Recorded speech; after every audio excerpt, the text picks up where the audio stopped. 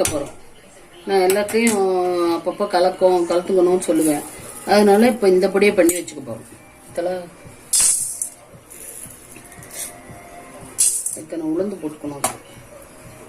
தேவையில்லை, ஒரு 1/4 ஸ்பூன் விட்டுண்டா போகிறோம். அவ்வளோதான் விட்டுருக்கேன்.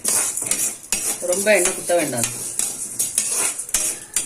உங்களுக்கு சொல்லியிருந்தேன் இல்லையா, வெந்தயப்பொடி, அதுக்கப்புறம் மிளகாயை வறுத்து மிளகா பொடி பண்ணி வச்சுக்கோங்க. அப்பப்போ எல்லாத்துக்கும் யூஸ் பண்ண வேண்டியது வரும் நான் சொல்கிறேன். அதே மாதிரி தான் இந்த பொடியும், இதையும் பண்ணி வச்சுக்கோங்க. அப்பப்போ சிலதுலலாம் நான் இதை போடுவேன். இதெல்லாம் தான் எனக்கு இதில் ஸ்பெஷல். அப்பப்போ சொல்கிறேன் நான் இதுலெல்லாம் போடணுன்னுட்டு.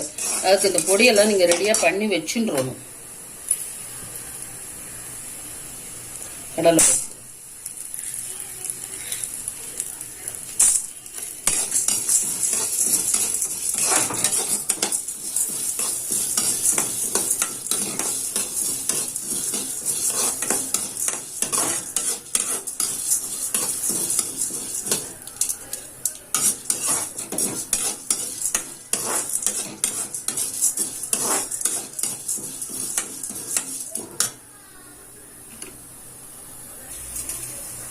மூணு மிளகா வத்தல் அதையும் அதில் போட்டு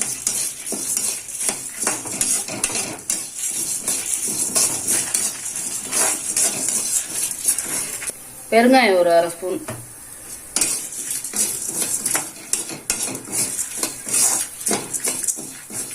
நல்லா சவுந்துட்டு இப்போ எடுத்துக்க வேண்டியதுதான்.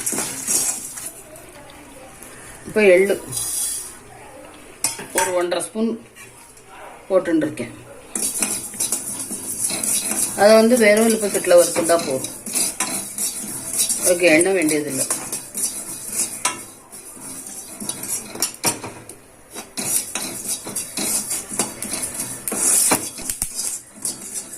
டக்கு டக்குன்னு வெடிக்கிறது பதிலாக பெரியதா கடுகு வெடிக்கிற மாதிரி டப்படப்பான்னு வெடிக்கிறது. அப்படி வெடிக்கும்போது எடுத்துட வேண்டியதுதான். அவ்வளோதான். எல்லாத்தையும் வறுத்து ஒரே டவரால் எடுத்து வச்சுட்டோம் நம்ம. இப்போ இது கொத்தமல்லி கொஞ்சம்தான்.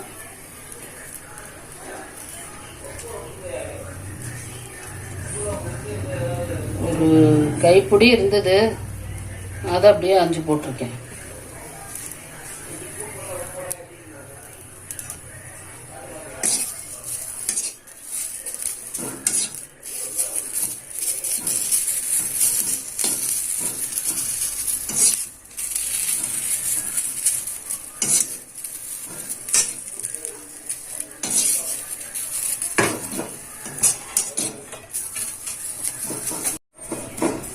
இப்போ கொத்தமல்லியை நல்லா வதக்கியாச்சு. அதை எடுத்துக்க போகிறோம். ஒரு கை புதினா அதையும் போட்டு இப்போ நம்ம வறுத்துக்கிறோம்.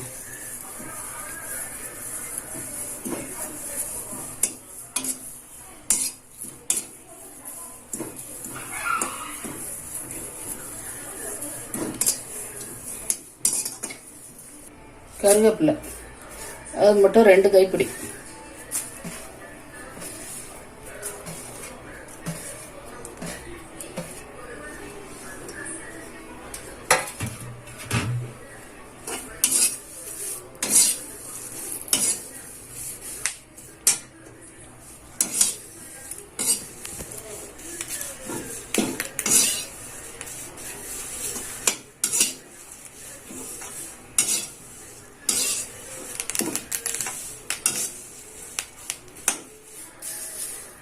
கருவேப்பிலை வறுத்தாச்சு.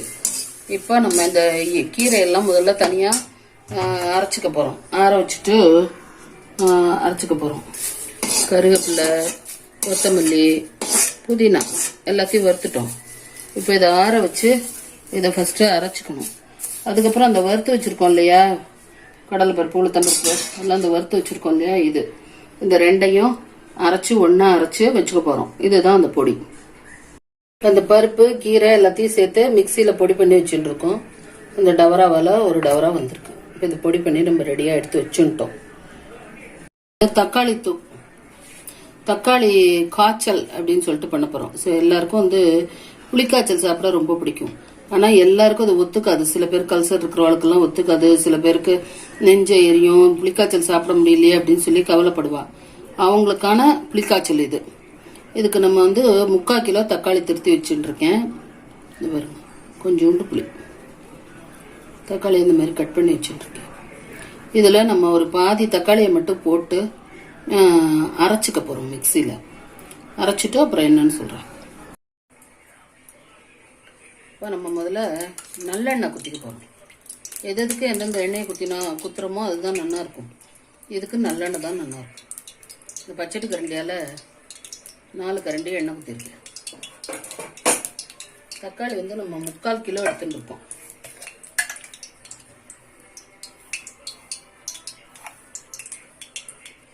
கடுகு 1/2 ஸ்பூன்,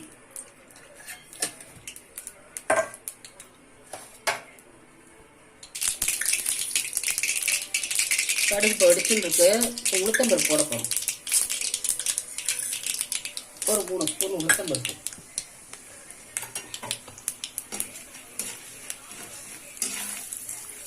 கொஞ்சம் ஆன உடனே கடலைப்பருப்பு போட்டுடணும்.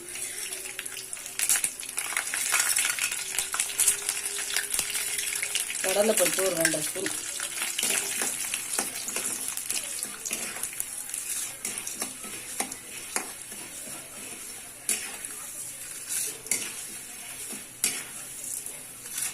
நல்லா வறுபட ஆரம்பிச்சுட்டு இப்போ பெருங்காயம், கட்டி பெருங்காயம் தான் இதுக்கு ஆக்சுவலி போடணும். கட்டி பெருங்காயம் இல்லாததுனால தூள் போடுறேன். 1 ஸ்பூன். கட்டி பெருங்காயம் இருந்தால் அதுதான் ரொம்ப நல்லா இருக்கும். 4 மிளகா வத்தல்,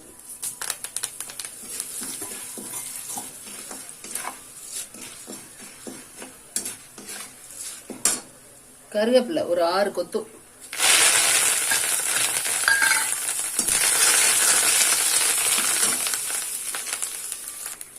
மஞ்சப்பொடி 1 ஸ்பூன்,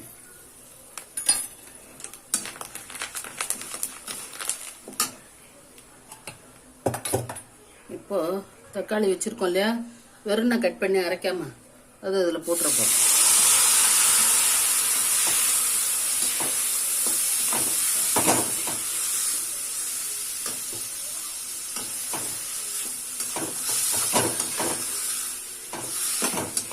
நல்லா வதங்கட்டும். நல்லா வதங்கட்டும், கொஞ்சம் நேரம் விடுவோம் வதங்கட்டும்.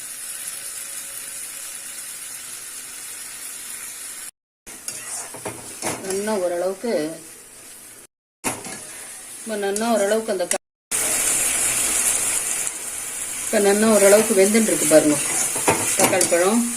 இப்போ அரைச்சி வச்சிருக்கோம் இல்லையா, புளியும் ஒரு பாதி தக்காளியும் போட்டு அரைச்சிருக்கோம் இல்லையா, அந்த இதை ஜலத்தை இதில் குத்திக்கிறோம்.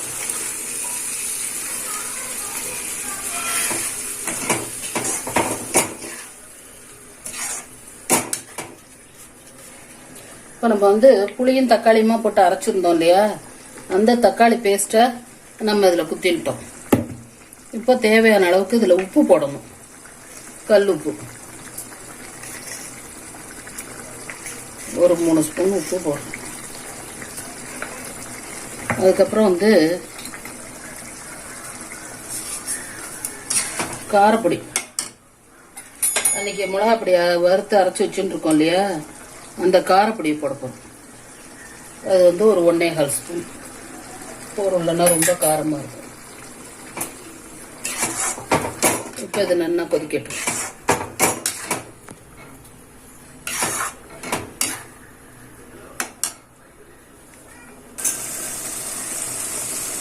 இப்போ அதில் இருக்கிற எண்ணெய் எல்லாம் கொஞ்சம் கொஞ்சமாக வெளியில் வர ஆரம்பிச்சிடுது. தெரியறது அவங்களுக்கு புளிக்காய்ச்சல் மாதிரியே அதுக்குள்ளே இருக்கிற எண்ணெய் எல்லாம் கொஞ்சம் கொஞ்சமாக வெளியில் வர ஆரம்பிச்சிடுது. இதோட கூட வேணும்னா நிறுத்திக்கலாம். இல்லை உங்களுக்கு வேணும்னா நீங்கள் இன்னும் கூட நிறையா நாள் வச்சுக்க போகிறீங்கன்னா இன்னும் கூட நல்லா கெட்டியாக காய்ச்சி ஒரு பீங்கான் ஜாடியில் எடுத்து வச்சுக்கலாம். எடுத்து வச்சுருந்தா நல்லா இருக்கும். இல்லை அப்படின்னா இதோடய வேணுனாலும் ஸ்டாப் பண்ணிக்கலாம்.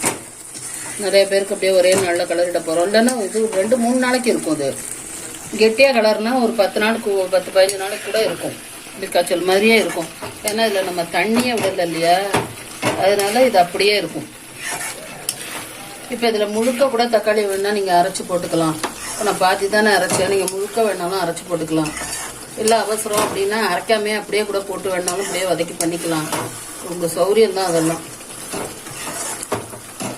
இப்போ பார்த்தீங்களா இந்த அளவுக்கு கெட்டியாக இருக்குது. ஏதோ சாப்பாட்டில் போட்டு பிசையும் போது கரெக்டாக இருக்கும். ஏன்னா நம்ம ஆஃப் பண்ணதுக்கு பிறகு கொஞ்சம் இந்த தண்ணியெல்லாம் உறிஞ்சி கெட்டியாகும். இப்போ நம்ம அதில் இந்த ஒரு பொடி அரைச்சி வச்சுருக்கோம் இல்லையா, பச்சை பொடி அரைச்சி வச்சுருக்கோம் இல்லையா, எல்லாம் போட்டு அதில் 2 ஸ்பூன் நம்ம போட போகிறோம். அதில் இன்னும் கூட 1 ஸ்பூன் போட்டுக்கலாம்.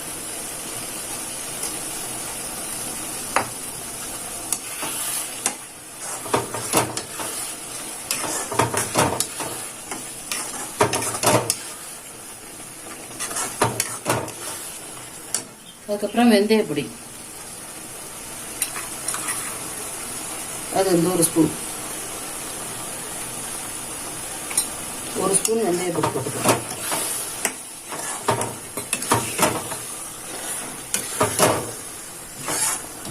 கம கம கம கம வாசனை வருது.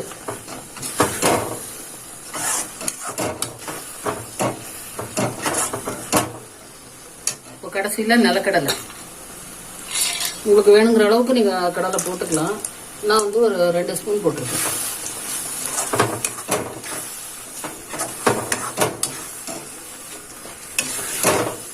அவ்வளோதான். தக்காளி காய்ச்சல் ரெடி. இதை இந்த மாதிரி கலரி வச்சுருந்தீங்கன்னா அவசரத்துக்கு இதில் சாதம் பிசினிக்கலாம், தயிர் சாதத்துக்கு தொட்டுக்கலாம், சப்பாத்தி தோசை எதுக்கு வேணாலும் தொட்டுக்கலாம், தொட்டுண்டு சாப்பிட்டுக்கலாம்.